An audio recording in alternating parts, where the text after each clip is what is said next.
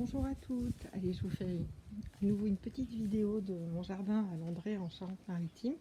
Alors bon, évidemment, la glycine commence à être en fleurs. Alors c'est marrant parce que cette année, elle a beaucoup fleuri au bout des branches et puis la partie la plus importante, elle n'a pas encore fleuri. C'est assez rigolo. Bon, je vous préviens sur la vidéo, ça va un peu faire hurler certaines, genre Françoise. J'ai toujours rien fait au jardin, hein. Donc c'est la jungle, totale absolue. Voilà. Bon, un petit tour des bacs que vous commencez à connaître. Là, c'est là qu'il y avait la menthe l'année dernière. Elle est en train de repartir tranquillement. Cette année, dans ce bac-là, j'ai mis des fèves et des petits pois. Comme vous pouvez voir, ça se plaît pas mal. C'est bien parti pour cette année. Donc, je devrais avoir des fèves déjà. Les fraisiers aussi sont repartis. La petite sauge. J'avais fait une bouture parce que la mienne, la grosse, elle risque d'être déplacée quand on fera les travaux, donc en prévision. Voilà, les fraisiers sont vraiment bien partis, un peu comme chez Bao, on les a vus en fleurs aussi. Voilà, ça c'est le fameux pot que mon mari a choisi avec le laurier rose. Alors il ne devrait pas tarder à fleurir, je pense. On a des petits bouts là, c'est marrant. Voilà. Alors là c'est les deux gros récupérateurs d'eau qu'on a trouvé, qu'il va falloir qu'on installe. Ils ont attendu tout l'hiver, ils sont toujours pas installés.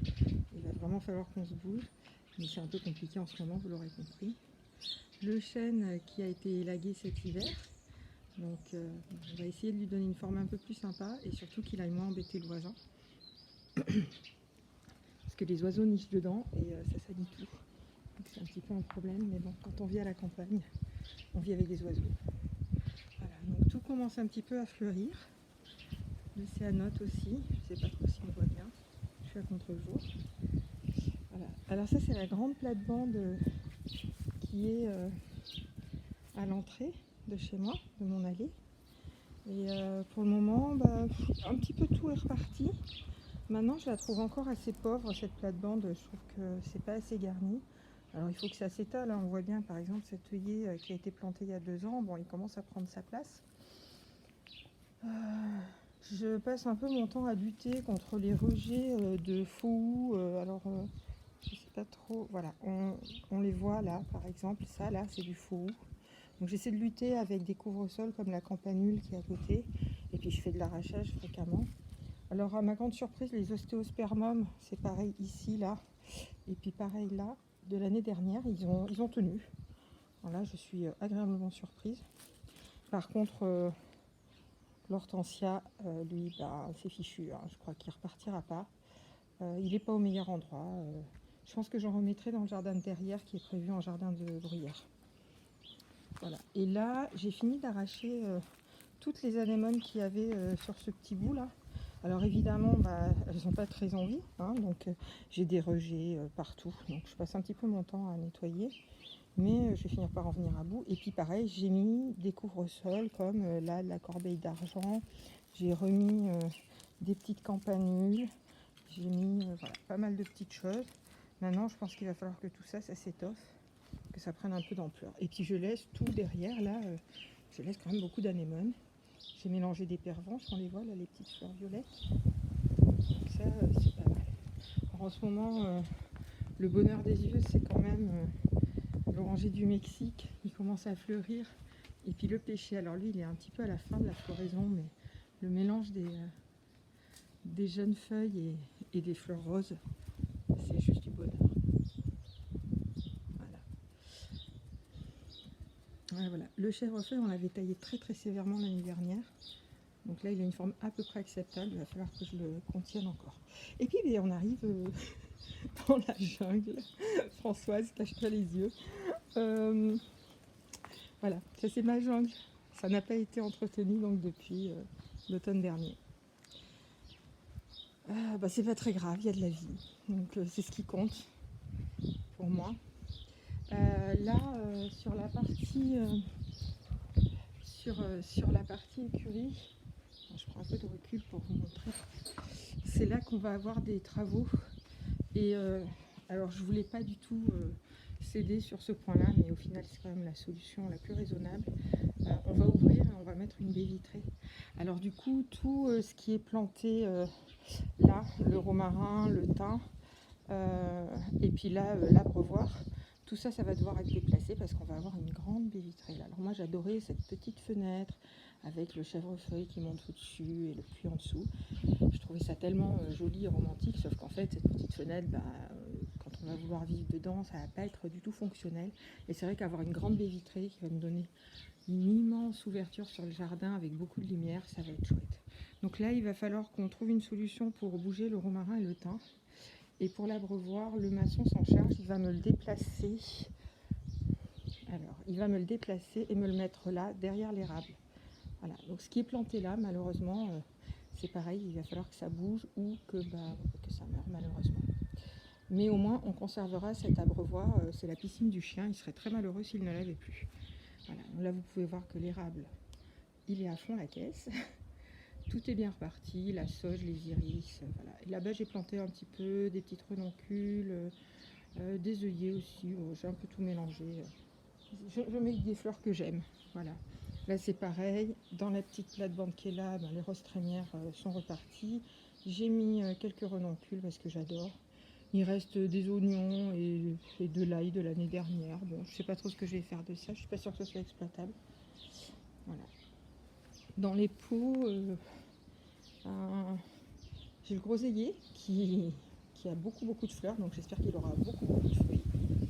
J'ai toujours le framboisier, les bambous, et puis au bout, le petit figuier en pot. Donc c'est pareil, je ne sais pas encore ce que je vais en faire, mais il va bien falloir que je trouve une solution. Et comme vous voyez, quand je vous dis que je suis un peu embêtée par les orties, je vous mens pas, il y en a vraiment partout. Ça monte très haut, c'est très dur à éradiquer. Voilà, c'est un petit peu l'enfer, quoi. C'est un petit peu l'enfer. Voilà. Là, sur cette partie-là, où j'ai tout au bout le lilas, puis le ronsard, et puis ma petite verveine que j'ai taillée très sévère parce qu'elle était très en désordre, mais elle est bien repartie. Là aussi, j'avais mis l'année dernière des pommes de terre, et puis je pense que j'en ai oublié parce que ça repart tout seul. Donc je pense que j'ai oublié d'en ramasser.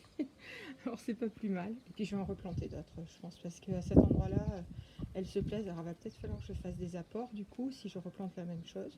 Parce que j'essaie de changer d'une année sur l'autre ce que je mets dans mes bacs ou dans mes plates-bandes, mais j'y arrive pas toujours. J'ai ressorti le géranium rosa. Voilà. Là c'est l'endroit où cet été on mettra la piscine, comme d'habitude. Alors là, c'est la plate-bande, la fameuse butte que j'avais essayé de créer l'année dernière. C'était un peu un échec au niveau de la butte, par contre, au niveau des cultures, c'était pas mal. Et puis les fraisiers s'en sortent bien. Ils sont de retour.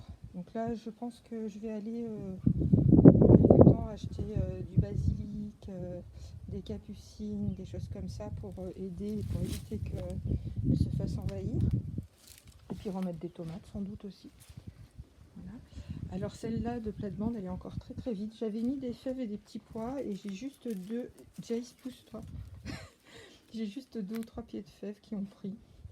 Bon, après, là, il n'y a pas assez d'épaisseur de terre, je pense. Il faudrait vraiment que cette plate-bande, avant de planter des choses dedans, je la renfloue fort. Alors là, bien sûr, c'est la fête aux orties. Hein. Allons-y gaiement.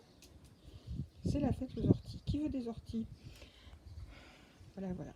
Alors le figuier, lui, il est très en forme. Donc c'est le figuier qui est amené à être planté dans le verger. Donc je suis contente parce qu'il est vraiment en forme. Il se plaît bien. C'est chouette. Mon olivier, lui, il est un peu...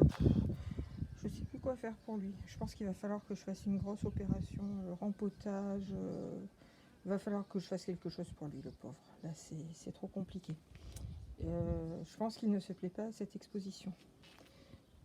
Et puis, là, j'ai encore un bac parce que je suis une tarée des fèves et des petits pois. Donc, j'ai encore un bac plein de fèves. Et là encore, les petits pois, on les cherche. Alors, je ne sais pas. Mais au moins, j'aurai des fèves. Hein. C'est ce que je préfère. Voilà. Donc là, le mur qui sépare du verger, nous, on avait cassé cette partie-là. Et cet hiver, lors d'une tempête, il y a tout ce bout-là qui s'est cassé la figure. Donc vraiment, il va falloir qu'on fasse quelque chose parce que c'est plus possible. Donc avec les plans qu'on a conçus avec l'architecte, toute cette partie abri, là qui nous sert bien pour le moment, on compose tout notre bazar. On va l'enlever et au fond il y aura un atelier, un bâti bois où on pourra ranger tout le matériel, où mon mari pourra mettre tous ses outils et bricoler. Et puis moi bien sûr après, là à la place de ce fameux vieux poulailler, on a prévu une serre où je rangerai tout le matériel de jardinage, où je pourrai faire les semis, hiverner les citronniers, enfin bon, tout ça, tout ça. Alors je vous donne un petit aperçu très rapide du verger. Il a beaucoup changé hein, parce que évidemment on a étêté tous les cerisiers, alors il a beaucoup moins de charme. C'est sûr c'était un endroit presque féerique quand on y entrait, et puis là sans les cerisiers ça fait un peu triste. Les lagueurs doivent venir pour les dessoucher, et puis après comme ça je pourrais replanter, je pourrais planter le figuier. Le petit bigarreau pourra prendre un peu ses aises. Le figuier là, celui-là, le gros, il va tomber parce qu'il est en train de faire tomber le mur justement. La haie de laurier c'est pareil, on l'a étêté et puis là pareil on va l'arracher. Et à la place, j'ai prévu pommier, poirier, fruits rouges, une haie, mais une haie comestible, plus facile d'entretien et j'espère beaucoup plus sympa. Voilà, c'était le petit tour du jardin. J'espère que ça vous a plu. Et puis que ça n'a pas trop fait peur à tout le monde, parce que c'est vrai que là c'est la jungle. Bon, j'ai prévu de tondre dès que mon genou ira un petit peu mieux. Et je me dis qu'en attendant, c'est bon pour les insectes, c'est bon pour la vie, donc c'est pas très grave. Voilà, grosse bise à toutes.